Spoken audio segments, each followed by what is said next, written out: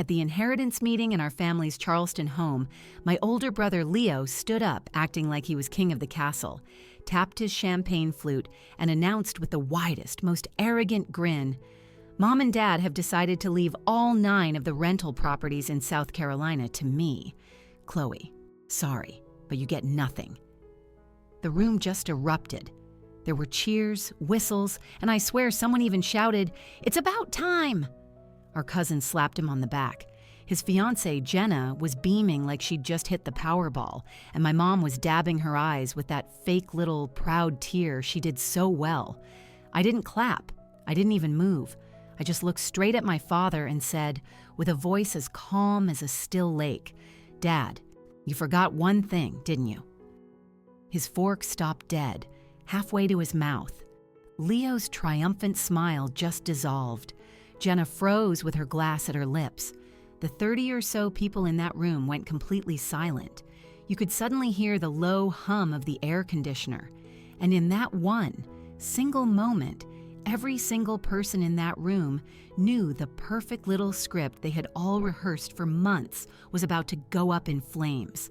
Before I tell you exactly what my dad forgot and how the rest of that afternoon blew our entire family apart, drop a comment and let me know where you're watching from tonight. It always helps to know I'm not the only one who sat at a table surrounded by people who swore they loved you, right before showing you what they really thought. And hit that like button if you've ever had to put on a brave face while your own family cheered for your failure. Because believe me, what happened next made every single one of them wish they hadn't been so quick to applaud. Now let me take you back to how this all started. My name is Chloe Anderson, and if you'd met my family before that disastrous inheritance meeting, you'd probably think we were the poster children for Southern success. A big, sprawling house south of Broad, a couple of boats in the marina, and those perfect Christmas card photos every single December. But those pictures never captured the silent, unspoken hierarchy that controlled everything behind our polished front door. Leo has always been the sun our family orbited around. From the moment he was brought home from the hospital, he was the one everyone noticed first, listened to the longest, and forgave the fastest. He was the star of his little league team, the high school quarterback, the son who stayed local and conveniently started helping manage Grandma Eleanor's rental properties the minute he graduated from college. Every family cookout ended with some uncle slapping his back and telling him he was the future of the Anderson name, and he just soaked it all up like it was air. I learned pretty early on that my place was in the long shadow he cast. Teachers would call me by his name until Leo would correct them with a laugh. Our shared birthdays meant we sang for his cake first. His presents were opened with the most fanfare, and his stories were the ones retold at the dinner table, while mine just stayed quietly folded up inside me. When I asked for a math tutor in 8th grade, my mom sighed that money was tight because Leo needed new football equipment. When I got accepted into Duke University on a full academic scholarship, my dad's only comment was, "Well, I guess someone has to leave the state." So I did. The day I turned 22, I packed everything I could fit into my old Honda and drove north on I-95 until Charleston was just a distant glow in my rearview mirror. Charlotte gave me the first real deep breath I'd ever taken without someone else's shadow falling across my face. I got a job as a junior analyst at a financial asset management firm, spending my days buried in spreadsheets for apartment complexes and commercial lots, learning how deeds are structured, how trusts operate, and how ownership can be transferred silently and permanently when someone knows the right steps to take. I still came home for holidays, but mostly only when Grandma Eleanor asked me to. She was the one person who never once compared me to Leo, who never asked why I couldn't just be happy staying put, like your brother. She'd sit with me on her screened-in porch overlooking the water, her silver hair twisted up with a pen stuck in it, and she'd listen to me talk about capitalization rates and lease abstracts like I was reciting poetry. Some weekends, she'd hand me the keys to one of her rental houses and tell me to go walk through it by myself, to feel the weight of real ownership, even if nobody else saw it in me yet. Those visits were my air too. She never called me the smart one or the independent one, the way other relatives did when they were trying to give me a backhanded compliment. She would just look at me, I mean really look, and say things like, "You see things clearly, Chloe. That's a rarer gift than money."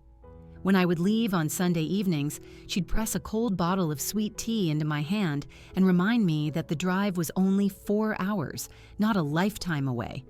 Everyone else just kind of stopped noticing when I was in the room.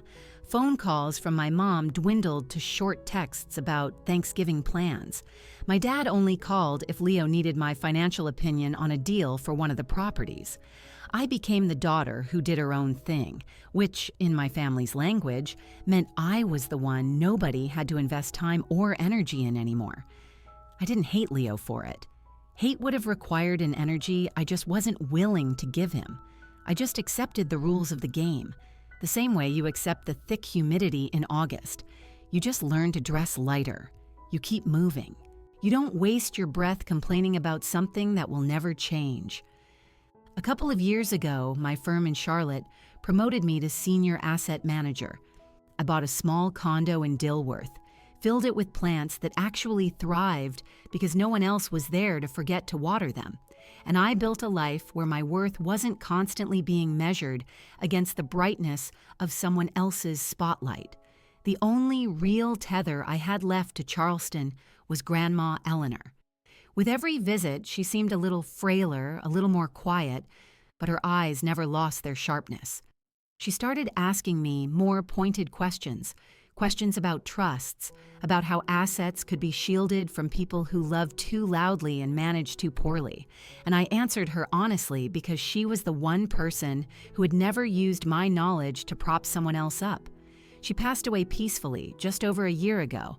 I drove home for the funeral and stood in the back of the church while Leo gave a eulogy that had everyone in tears. I just felt her absence settle deep into my bones, like a promise I hadn't fully understood yet. That's who I was the day I walked back into that house in Charleston for the inheritance meeting. A 32-year-old woman, calm and carrying 10 years of distance, a successful career, and one very old woman's unshakable faith in me. 3 years ago, everything changed and not a single soul knew it. 3 years ago, Grandma Eleanor called me on a Tuesday night and asked me to drive down that coming weekend. There was no explanation, just a simple request that she needed my eyes on something. When I pulled into her driveway in Mount Pleasant, she was already sitting on the porch with 2 thick folders and a pot of coffee that was strong enough to peel paint. She didn't bother with any small talk. She slid the first folder across the wicker table and just said, "Read." It was filled with bank statements, rental income logs, and expense reports for all 9 properties. The numbers were stark, and they didn't lie. Over the previous 18 months, close to $500,000 in rent money had simply evaporated into vague categories labeled maintenance, emergency repairs, and management fees. Most of the receipts were missing, or they were photocopies of photocopies, so blurry they were illegible. The spidery handwriting on the few legitimate-looking ones was a perfect match for Leo's. She just watched me as I flipped through the pages, her mouth set in a thin, hard line. "I gave him access because he swore he wanted to learn the business," she said, her voice flat. "Turns out, the only thing he learned was how to bleed it dry." I asked the obvious question. Why not just confront him? She shook her head, a look of weary resignation on her face. Because your parents would just defend him.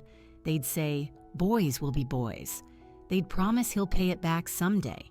But by the time someday finally arrives, there'll be nothing left to pay back. That was the moment she opened the second folder. Inside was a set of draft documents, a revocable living trust, naming her as the trustee for life, and upon her passing, naming me as the sole successor trustee and sole beneficiary of every single one of her rental properties. Alongside it were 9 quitclaim deeds, all ready to transfer the titles immediately. All they needed were my signature and 2 witnesses. She explained it all to me like she was reading a grocery list. A living trust avoids probate court, which keeps everything private. No public filings for the family to snoop through until after she was gone. Quitclaim deeds move the ownership instantly and quietly. Once they were recorded with the county, they were ironclad. Her trusted notary was scheduled to come on Monday morning. No family lawyers would ever see the paperwork unless she wanted them to. I had to ask her, why me? She looked out at the marsh and answered without a single flicker of hesitation. Because you understand what these houses actually are. They're homes for 9 families who pay their rent on time so their kids can stay in the same school district. You won't gamble that away on a new boat or lavish parties or whatever shiny new toy catches his eye this month. I tried to argue that Leo would lose his mind when he found out. She cut me off sharp. He doesn't get to find out until it's far too late for him to undo it. That's the entire point, Chloe. We spent the rest of that weekend going over every single line. She walked me through the trust language, showed me exactly where to sign, and made sure I understood that once those deeds were recorded at the county courthouse, the houses were legally mine, whether anyone in the family liked it or not. She even had me initial every single page, so there could never be a claim later that I didn't know what I was agreeing to. Monday morning, the notary arrived at 9 o'clock sharp. We signed everything at her dining room table, while the old ceiling fan clicked rhythmically overhead. Grandma Eleanor's hand didn't shake once. When the notary left, she poured us both a small glass of bourbon, even though it wasn't even noon yet, and she clinked her glass against mine. "Now it's done," she said. And now we shut up about it. She made me swear on her own parents' graves that I would never breathe a single word of it until the day came when someone tried to take what was no longer theirs to give. I gave her my word. We burned all the extra copies in her outdoor fireplace that night and watched the smoke curl up into the palm trees. For the next 2.5 years, nothing looked any different on the surface. Leo kept collecting the rent checks and bragging about his growing portfolio. Mom and Dad kept praising how responsible and mature he'd become. I kept driving down from Charlotte every couple of months, checking on tenants when Grandma asked me to, and fixing the things that actually needed fixing instead of inventing problems to spend money on. Nobody ever noticed that the county records now listed the owner of record as Chloe Anderson, because nobody in my family ever bothered to look that closely. Grandma's health started to decline faster after that. She spent more days in bed and less time on the porch, but every single time I visited, she'd ask me the same question. "Still our secret?" I would always answer, "Yes." It became our little ritual, 2 words that held the weight of everything. The last time I saw her alive, she gripped my hand so tightly that her ring dug into my skin. "Remember," she whispered, her voice raspy, "paper beats promises every single time." Then she gave me a little smile, like someone who had just won a bet that nobody else even knew was on the table. 7 months ago, right after Grandma's funeral, my mom called and asked me to stay an extra day. "We need to talk about the properties," she said, her voice soft and gentle, like she was about to break some bad news. "Everyone's coming to the house tomorrow." I knew exactly what it was. The whole family circling the estate like vultures before the will was even read. I almost said no, but something in her tone sounded so final, so I agreed. The next afternoon, the dining room looked less like a family gathering and more like a hostile board meeting. My dad sat at the head of the table, his sleeves rolled up, with a legal pad in front of him. Leo lounged in the chair to his right, one leg stretched out, already acting like he was the new landlord. Mom just kept refilling coffee cups that nobody was drinking. A neat stack of documents sat in the center of the table, looking crisp and official. Dad pushed the top page toward me. "It's just a simple waiver, Chloe," he started. "We're keeping everything in the family, of course. But to avoid any confusion down the road, we just need you to sign this saying you're not expecting a share of the rentals." I glanced down at the title. Waiver of Inheritance Interest, Real Property. All 9 addresses were listed neatly below. My pulse stayed perfectly steady. I'd seen worse tricks in business deals. My mom jumped in before I could even speak. "Sweetheart, it's only paperwork. Since Leo is staying here and handling everything day to day, it just makes sense for him to have full control. This just keeps things peaceful." Leo smirked. spinning a pen between his fingers. "Yeah, Chloe, nobody wants to get lawyers involved. Just sign it and we can all move on." I slid the paper back across the table an inch. "I'm not signing anything." The temperature in the room dropped 10 degrees. My dad's eyebrows shot up. My mom's hand froze on the coffee pot. Dad was the first to recover. "Come on, Chloe, don't be difficult. This isn't about taking anything from you, it's about clarity." I looked him straight in the eye. "I won't sign away what Grandma intended for me." Complete silence. Leo stopped spinning his pen. Mom tried to play the emotional card. "Your grandmother would have wanted the family to be taken care of. She would hate to see us fighting like this." I didn't even blink. "She's not here to see anything, is she? And I'm not fighting. I'm just not giving up my rights." Dad leaned forward, his voice dropping low, the same way it did when I was a teenager and missed my curfew. "Chloe, we are trying to do this the easy way. Leo has put years of his life into those houses." I almost laughed out loud. Years of putting money into his own pocket, maybe. Leo finally spoke, his voice cracking with irritation. "You live in Charlotte. You don't even want them.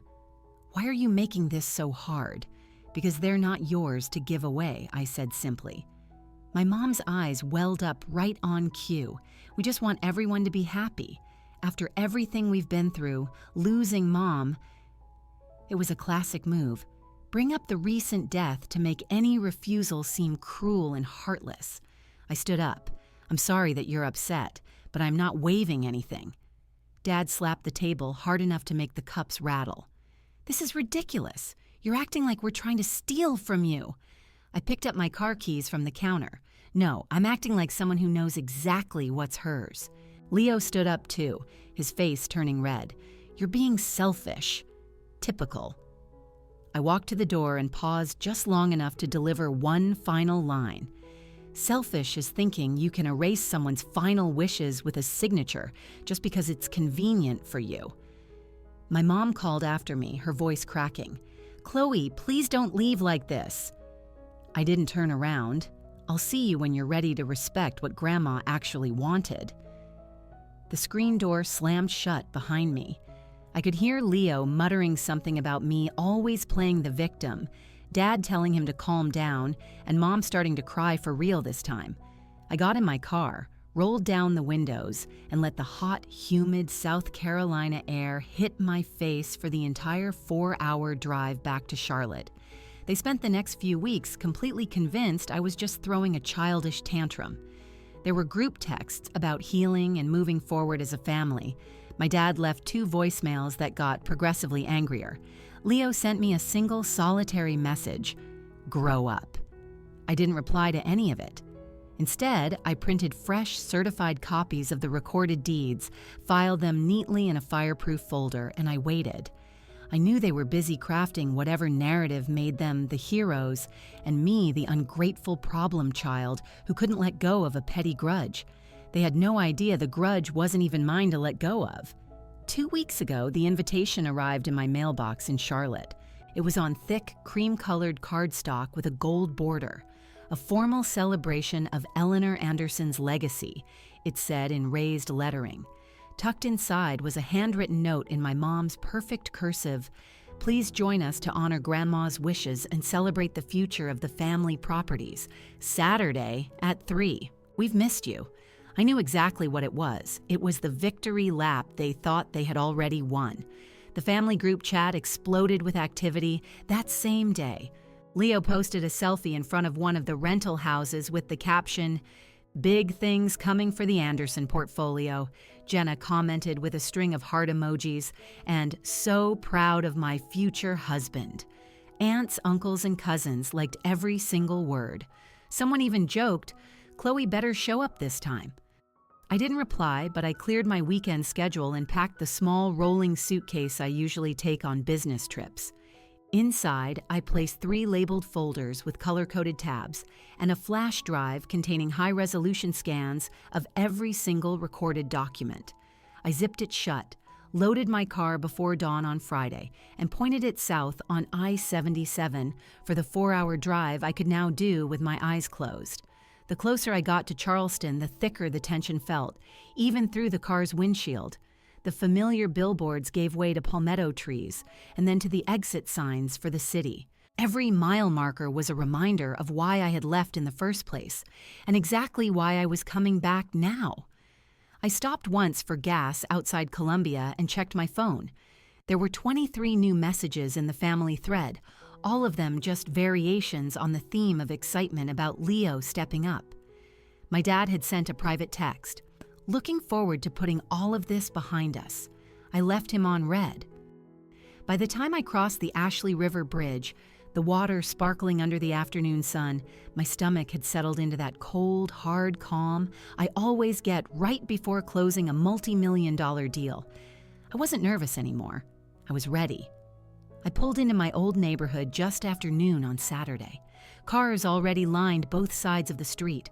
Cousins from Greenville, my uncle from Beaufort, even the property manager who'd been sending rent checks to the wrong person for years. There were white tents dotting the backyard, caterers unloading trays of shrimp and mini crab cakes, and a bartender setting up a station under the huge live oak tree. This wasn't a meeting. It was a coronation. My mom spotted me from the driveway and hurried over, wearing heels and pearls, her arms open wide as if nothing had ever happened. "You made it. Everyone's been asking about you." She hugged me way too tight, her perfume thick in the air. Dad followed right behind her, clapping me on the shoulder with that forced heartiness that men use when they're pretending everything is perfectly fine. "Good to have the whole family together," he said. But his eyes kept flicking down to the suitcase in my hand. Leo appeared on the porch with Jenna glued to his side, both of them holding mimosas. He lifted his glass in a mock toast. "Well, look who decided to grace us with her presence." Jenna giggled and whispered something in his ear that made him laugh even louder. A few of our cousins waved awkwardly in my direction, but most of them just pretended not to notice the icy chill between us. Inside, the house smelled of lemon polish and raw ambition. Framed photos of Leo shaking hands with tenants were lined up on the entryway table.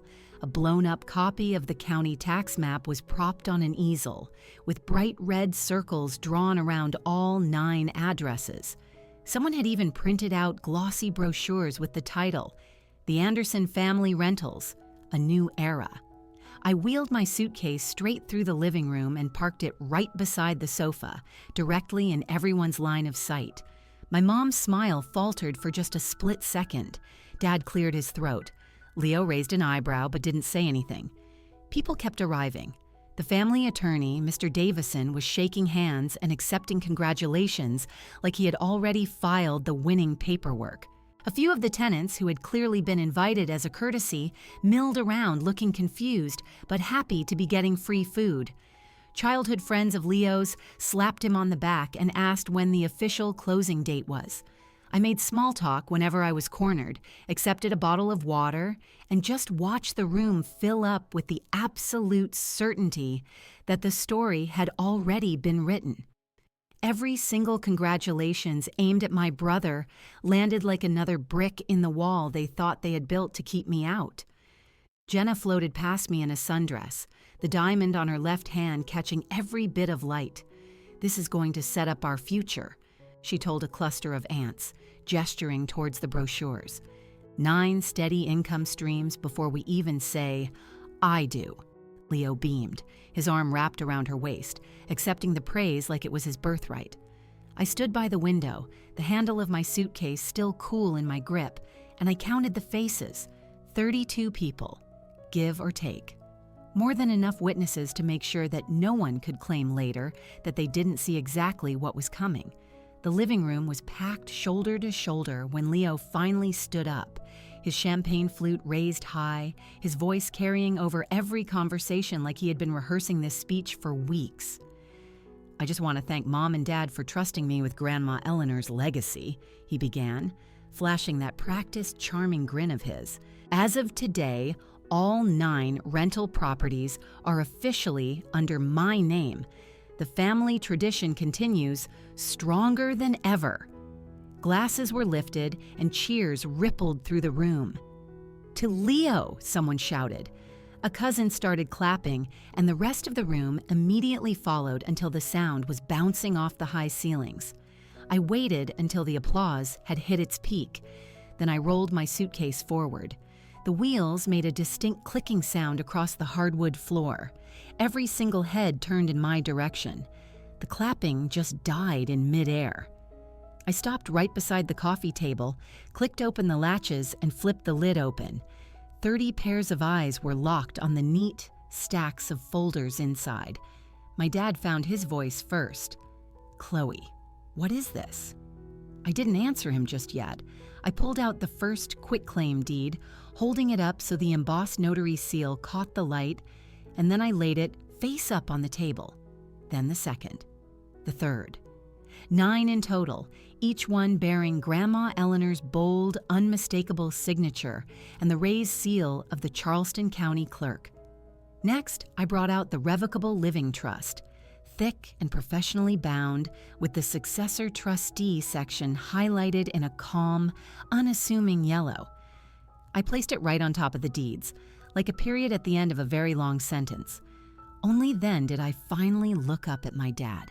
"You really forgot this existed, didn't you?" The color drained from his face so fast I thought he was going to be sick. My mom's hand flew to her mouth. Leo just stared at the papers like they were written in a language he couldn't comprehend. Mr. Davison, the family attorney, stepped forward, adjusting his glasses. He picked up the trust agreement first, flipped directly to the signature page, then to the schedule of assets that listed every single address. His fingers moved faster and faster as he cross-checked the quitclaim deeds against the official county stamps. He looked up slowly, his face a mask of professional neutrality. "These are recorded," he said, his voice completely flat. "All of them. 3 years ago. Chloe is the legal owner of record. There is no probate interest left to distribute. You could have heard ice melting in forgotten glasses." Leo lunged for the documents. "That's impossible. Grandma was sick. She didn't know what she was signing." Mr. Davison held them out of his reach. "I notarized similar documents for Eleanor myself over the years. The handwriting matches. The notary is licensed and the filings are present in the county records. These are legally binding." I finally spoke again, my voice calm and clear. Grandma knew exactly what she was doing. She made sure the houses went to someone who would protect the tenants, not bleed them for cash. My dad tried to stand up, then sat back down hard. She never told us." "No," I said, "she didn't." Leo's face twisted with rage. "You hid this the whole time. You let us plan all of this." "I let you plan what you were going to do with something you thought was yours," I cut in. "Grandma asked me to wait until someone tried to take what she had already given away. Today seemed like the right day." Mr. Davison closed the trust document with a soft thud that sounded deafeningly final. "Legally, this matter is settled. The properties belong to Chloe. End of discussion." Aunts and uncles started shifting uncomfortably in their chairs. Cousins exchanged panicked glances. The property manager, who had been congratulating Leo 5 minutes earlier, now looked like he wanted to disappear into the carpet. My mom finally found a whisper. "How could you do this to your own brother?" I met her gaze without flinching. "I didn't do anything. Grandma did. I'm just the one who's following through on her wishes." Leo slammed his glass down on the table so hard the stem snapped. Champagne pooled across the polished wood, soaking the corner of one of the deeds. I didn't even move. You think you've won?" He spat at me. "I didn't come here to win," I said. "I came here to make sure her wishes were respected." The room stayed frozen. No one moved to clean up the spill. No one moved at all. Jenna's glass slipped from her hand and shattered on the floor. She didn't bend down to pick up the pieces. She just stared at me, her mouth hanging open. Then she looked at Leo, then back at the papers on the table. Without saying a single word, she grabbed her purse, pushed past 2 of our cousins, and walked straight out the front door. The screen door slammed shut behind her. Nobody went after her. Leo's face went from red to a blotchy purple. He snatched the living trust from Mr. Davison's hands and started flipping through the pages wildly. "This is fake," he shouted. "She forged it. Grandma was on painkillers for the last year of her life. She didn't even know what day it was." Mr. Davison calmly took the document back from him. He turned to the signature page and began reading aloud, his voice slow and deliberate. Article 4, Section 2. Upon the death of the grantor, Margaret Eleanor Anderson, all real property listed in Schedule A shall pass immediately and entirely to the successor trustee, Chloe Annalise Anderson, free of probate. He kept going, his voice steady, every single clause another nail in the coffin of their plan. When he reached the notary acknowledgement and the officially recorded dates, Leo's yelling just faded into heavy, ragged breathing. From the corner by the hallway, my middle brother, Noah, stepped forward. He was the quiet one, the one who had spent his entire life blending into the walls. He spoke for the first time all afternoon. "She's telling the truth," he said. Every head in the room swiveled to look at him. I was there the day Grandma signed them. She asked me to drive her to the notary's office because she didn't want Mom or Dad to know. I waited in the car. She came out smiling. Leo spun toward him, his eyes wide with betrayal. "You knew? And you didn't say anything?" Noah met his glare without backing down. She made me promise the same thing she made Chloe promise. And some promises matter more than just keeping the peace. My mom crumpled onto the couch, her hands over her face, her shoulders shaking. My dad looked like he had aged 10 years in 10 seconds. He slid down to his knees, right there on the expensive rug, reaching a hand toward me like I was the last solid thing in the room. "Chloe, honey, please. We didn't know. We can fix this. We'll redo everything. Just don't take it all away from your brother." His voice cracked on the last word. Real tears were running down his cheeks this time. My mom reached for my hand, her mascara starting to streak. "We thought we were doing what was best for the family. We thought Leo needed it more. You're doing so well on your own." I pulled my hand back before she could grab it. This was Grandma's decision, not mine. Leo lunged again, this time directly at me. But Noah moved faster, stepping right between us, placing a firm palm on Leo's chest. "Back off," Noah said, his voice low and firm. Leo stopped, breathing hard, his fists clenched but completely useless. Our aunts and uncles stood frozen, some with their phones half raised like they were recording, others just staring at the floor. The property manager slipped out the side door without another word. The caterers were hovering in the kitchen doorway, unsure if they should keep serving appetizers or start cleaning up a mess that had nothing to do with spilled drinks. My dad was still on his knees. "We'll sell the boats, we'll take out second mortgages, whatever it takes to make this right." My mom sobbed louder into a throw pillow. "We're so sorry, please don't hate us." I looked at both of them, then at Leo, who was still shaking with impotent rage, and then at Noah, standing steady right beside me for the first time in our entire lives. "I don't hate you," I said, "but I'm done fixing things for people who never once saw me as part of the solution." I closed my suitcase, latched it shut, and set the handle upright. Mr. Davison cleared his throat. "I'll prepare the necessary notices to all tenants and financial institutions first thing on Monday morning. The ownership transfer is already complete. This is purely administrative." Leo made a sound like a wounded animal. My mom wailed into the pillow. My dad just stared at the floor. I picked up my keys. Fast forward 3 months, and the dust had settled into a new, stark reality. Leo's name was gone from every lease, every bank account, every vendor contract connected to the 9 properties. The tenants started getting new payment instructions with my name and LLC at the top. Most of them didn't even notice the change. Their rent stayed the same, repairs got done faster, and nobody was trying to charge them for fake roof work anymore.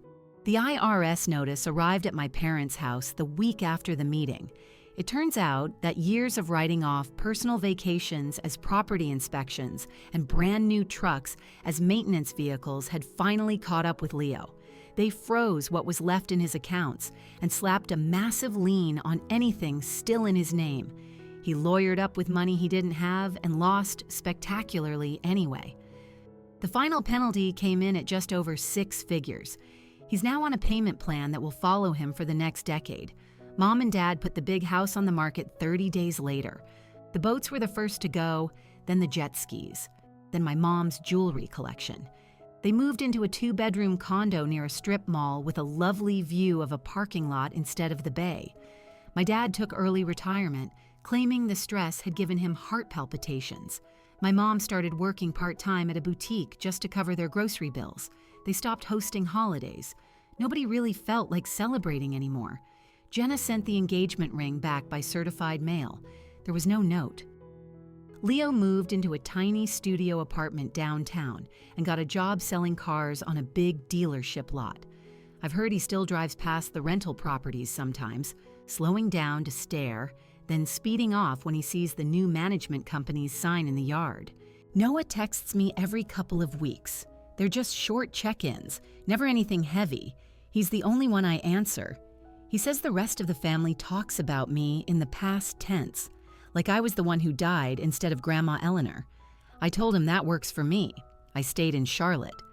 The rental income more than covers my mortgage, with plenty left over.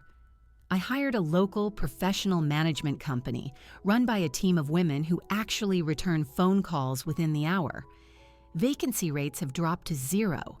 Tenant satisfaction is way up, and every month the numbers land in my bank account clean and quiet.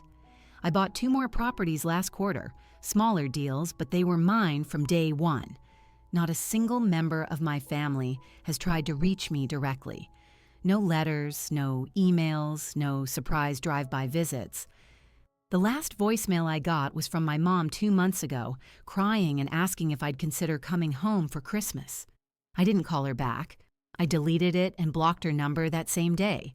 Some nights, I sit out on my balcony in my condo, looking at the city lights twinkling below, and I think about that little girl who used to have to beg for a math tutor while her brother got new cleats.